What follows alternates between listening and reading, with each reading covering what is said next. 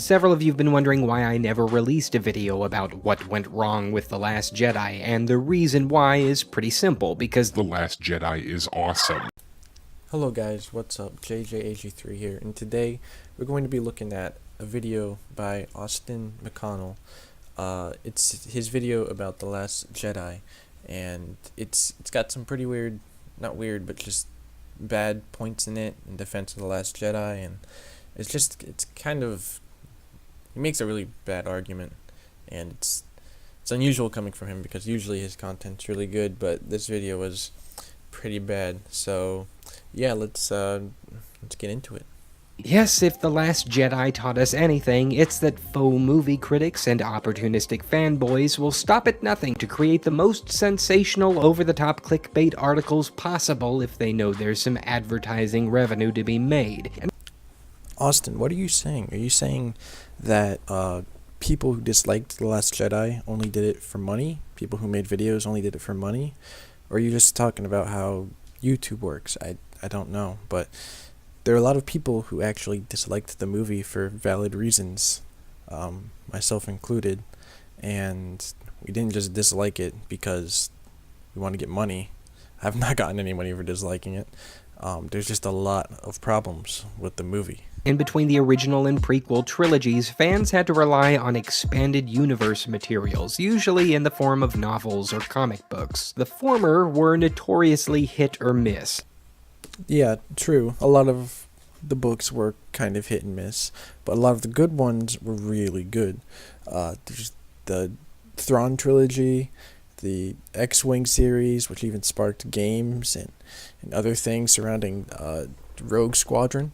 The Truce of Bakura was a really good book, and I think the Courtship of Princess Leia is considered one of the better ones. I haven't really read many past that time period in the story, but those are considered pretty good. And like I said, the good ones are really good. The bad ones are not that great. I have the only bad Star Wars book I've read is The Battle of the Shadows, Luke Skywalker and the Shadows of Mendor, and that came out in like 2008, so it's not even from the same time period when the books were written. All these books are from the 1990s, and that book was from 2008, so it's a lot of these books are really good or kind of bad. There's so far what I've seen. Believe you me, when it comes to Star Wars novels, there's plenty of lowlights. Whether you're talking about the awful evil clones subplot with characters like Luke Skywalker. What's wrong with Luke? Why is it horrible? Joruus C'baoth and Thrawn both had the resources and ability to clone Luke Skywalker. Why not do it? It was completely possible. And why was it horrible? The comically over-the-top villain Durga the Hutt from the novel Darksaber, the alliance by marriage nonsense in the courtship of Princess Leia, or that time that Luke falls in love with a Force ghost that decides to possess the dead body of his apprentice. I haven't read the rest of these books, so I can't, say anything about them, but why is an alliance by marriage nonsense? That's not a crazy idea. It's been done in the real world in the past, and for it to happen in a galaxy-sized setting for a story where different planets might have different cultures, that might be the way they conduct alliances. Why would that be such nonsense? It's not a crazy idea for it to exist in the Star Wars universe. Crystal Star, and you'll be able to tell within the first few pages that things feel a little off. Just like The Last Jedi. It's not that the Crystal Star is poorly written, it's just that it doesn't ever really feel like Star Wars. The Last Jedi actually hits both those marks. In this original continuity, Han and Leia got married, but had 3 kids, Jaina, Jason, and Anakin. These 2 are twins with a special Force bond, and this one's got kind of that whole chosen child shtick going on. Well, as long as Han and Leia aren't some grumpy old divorced couple with an emo son, sounds better to me already. So the Crystal Star kicks off with... So no, we're not actually going to watch this part of the video because we don't need to. And basically, the video turns into him saying, "Oh, this book is a bad book, and The Last Jedi is bad, but this book is worse. So we should be grateful we got a movie that's not as bad as this book because we there's a point where we got this book. This book came out for Star Wars fans, and he the movie, we should be happy that we at least got a movie. That's his whole thing. And he goes on and talks about how Luke is actually in character. He goes on and talks about things from the new movie that are make sense, but they really don't. Or he's like, "Oh, this isn't bad, but it really is bad," and he just gives terrible arguments. All he says is just, "It's not," or it actually does make sense," or stuff like that. And it sounds. I mean, he's wrong. He doesn't even back it up with anything. He just says, "Look, this is worse, and let's just be glad we don't have this." And Luke is so un-Luke-like that I just straight up don't like him. He feels completely useless, acts like a total wimp. This is post-Return of the Jedi, by the way. Luke's become a full-fledged Jedi Knight. He's become a legend across the whole galaxy for defeating Darth Vader and the Emperor, but through the entire book, he just kind of plays the part of the queasy sick guy. He even collapses several times from feeling so frail.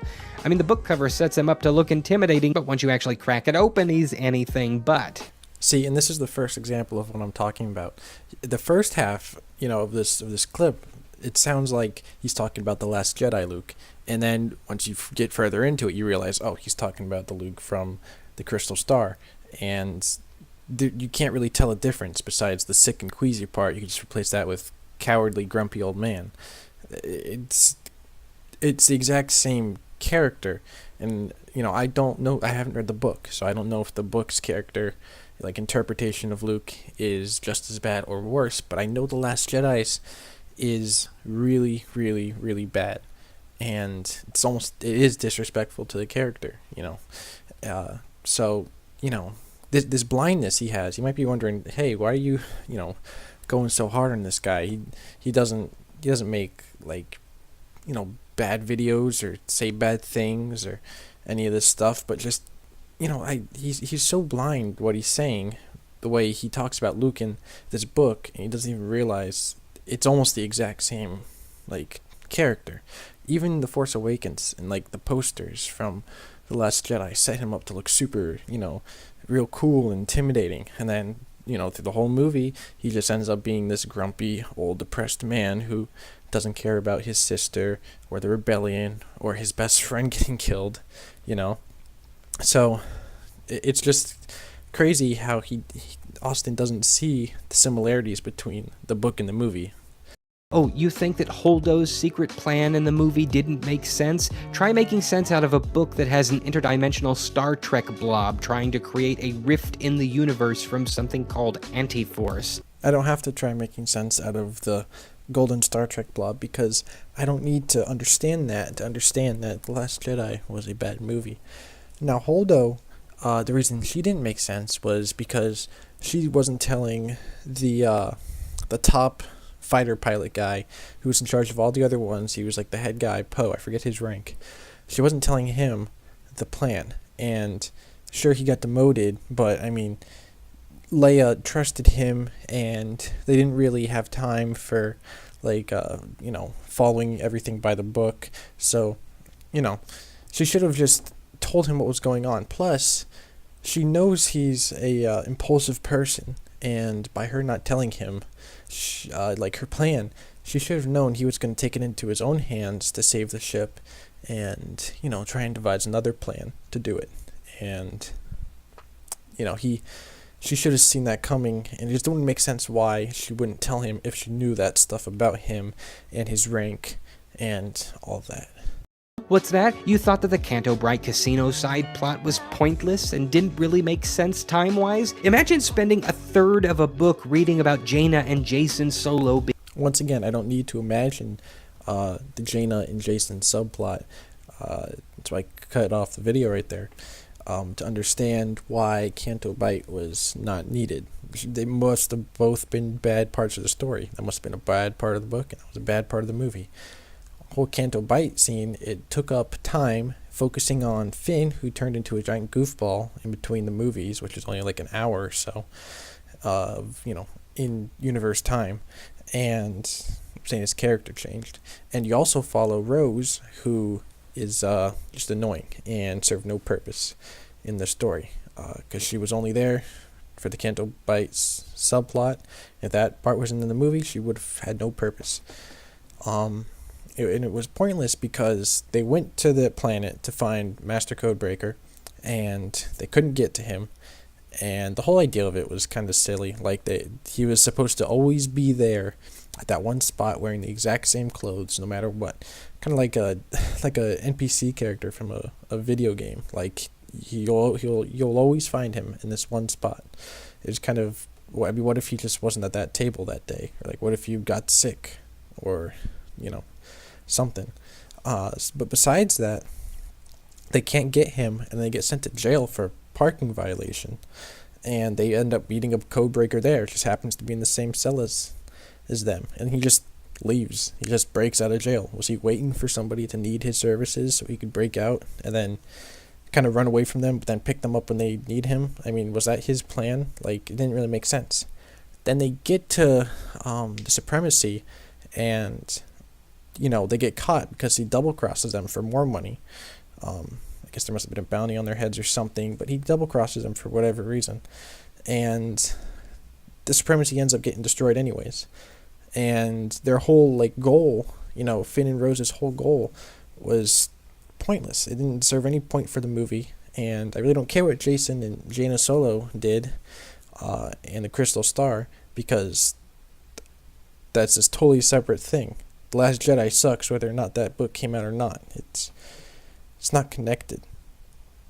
Oh, nope, you're probably complaining on Twitter about how these bombs can somehow fall in zero gravity. Imagine the leap of faith you have to take in this book. Oh, no, not imagining it, and nobody really has that complaint for the movie. When you talk about why The Last Jedi was such a bad movie, you don't mention the bombs, because there's been crazier technology in Star Wars. Just the issue with that is, and it's not something that would make or break the movie, it's style over substance. It's, seen with the bombers, and it's also seen with the way the Supremacy was destroyed. It's a little nitpicky, but it like I said, it doesn't make or break the movie. So if that were in the movie and the movie was good, it wouldn't make the movie bad. It just happens to be something that just adds on to it. You think this scene has bad choreography? This thing has literally no lightsaber combat at all. Come on! The only thing we get in this book is Luke sitting in a hotel room repeatedly switching his saber on and off like he's completely bored being there. Well, I mean, the fight does have bad choreography. In the next two clips I'm going to put after this, you'll see in the first one, Rey twice does one move, and 3 guards get affected by it when it's directed in a general direction or at only one of them. And one's a kick, and then the second one, the first one is a lightsaber block, and then the second one is a kick, and they all jump back from the kick. And then the second clip, the guard gets her in a headlock, and he has 2 weapons, so he could just use the other weapon to stab her in the back, but it gets edited out of his hand, and he only has 1 weapon in his hand. And like with the last criticism, it's not movie breaking. It doesn't break the movie. It's just another needle on the it's another how's the saying go? Another straw on the back of the camel. Closer to breaking the camel's back. So that's what that is. And it doesn't matter if the book didn't have any lightsaber battles. We're not talking about the book. We're talking about the movie. I know you're talking about the movie because using the book as a way to say, hey, look, it could be worse. The movie could be worse. But I don't care. The movie is already bad. And I can tell this is supposed to be a lighthearted video. I mean, the way you're like, come on. But I just find it strange or irresponsible to talk up about the flaws in this movie, completely disregard the criticisms, just to say, hey, it's all like Star Wars. Let's all just buy Star Wars. Why not? It says Star Wars on it. That's pretty much what you're saying.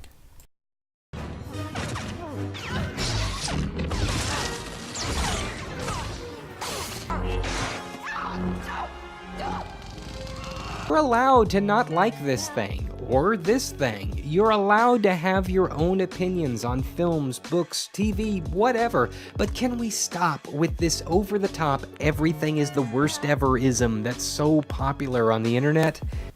Well, I agree with you with the, can we stop everything is the worst thing ever? There's a lot of YouTube channels that are dedicated to just saying everything is the worst ever, and they're not very helpful with anything.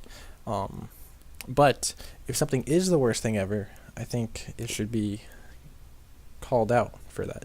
The Last Jedi had a lot of flaws, and I think they should be called out.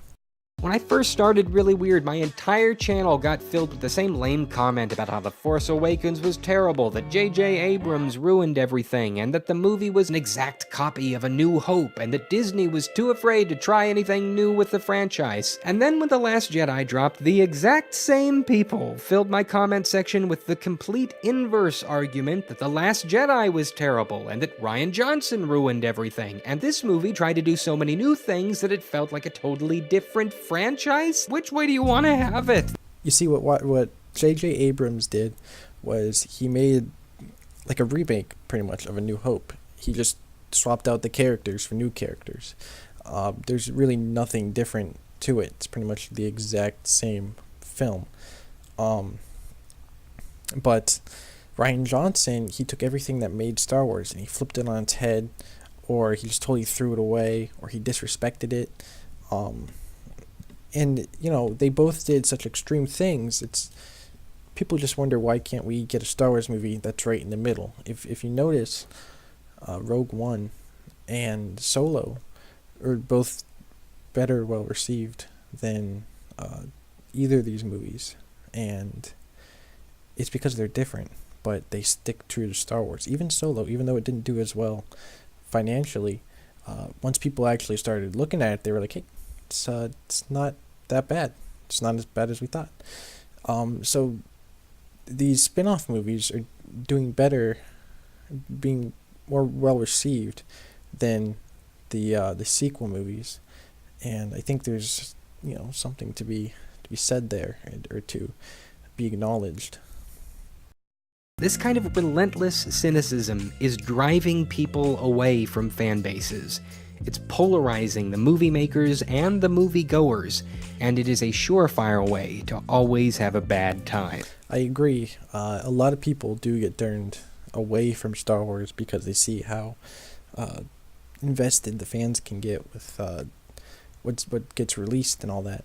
But it's not polarizing for filmmakers.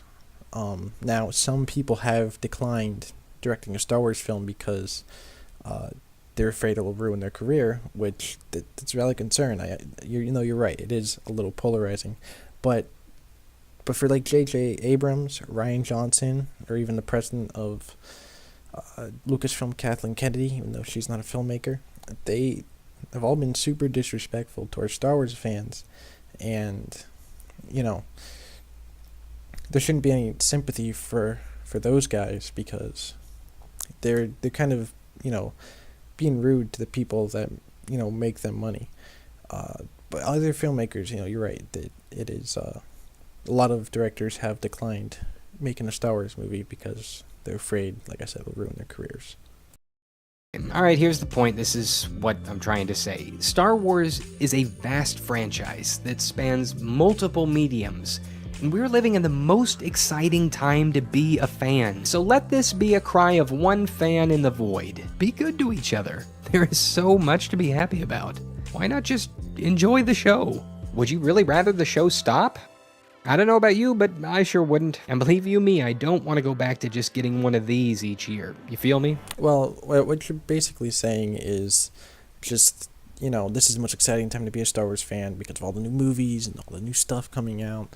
And it's kind of brought Star Wars back to the limelight. What you're saying is just enjoy it. Just be happy it's there if you're a Star Wars fan. But, I don't. I'm not just gonna look at something and say, "Oh, it says Star Wars on it.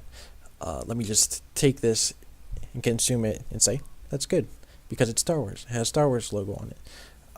If I see, you know, a movie or a show or something, or even a book that is kind of bad, I'm gonna say something, and a lot of other people agree. We just want good Star Wars content. The 3 TV shows Disney's put out, Rebels, Forces of Destiny, and now Resistance, are all geared towards younger kids, and Rebels, which was the least of that, of being geared towards younger kids, wasn't good at all. None of them are good. And for Star Wars fans right now, they don't have any TV shows as of now. I know there's a live action show being worked on, but right now, so far, it's been like 4 or 5 years Disney's had Star Wars. No older audience shows. So, you understand why fans are kind of, getting annoyed with Disney Star Wars, the way they've handled the movies, the way the people in Lucasfilm have been acting. So no, I don't think it's a very nice time to be a Star Wars fan. There have been better times to be a Star Wars fan. Not about being good to each other. I agree. We all, whether we have different opinions on certain movies or certain shows, just be nice to each other. There's no point in being mean or just going out of your way to say mean things to people. I don't condone that, and I don't think many other people would. But yeah, that pretty much does it for this video.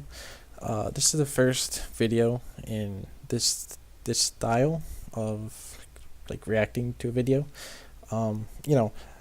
Austin McConnell's a much bigger channel than I am, because I only have 36 subscribers. But he's a good person. So I'm not like saying he's a bad person, nothing like that. I just don't like this video, and the points he makes were kind of dishonest. But yeah, tell me what you guys think. Let me know if you want more videos like this, just reacting type videos.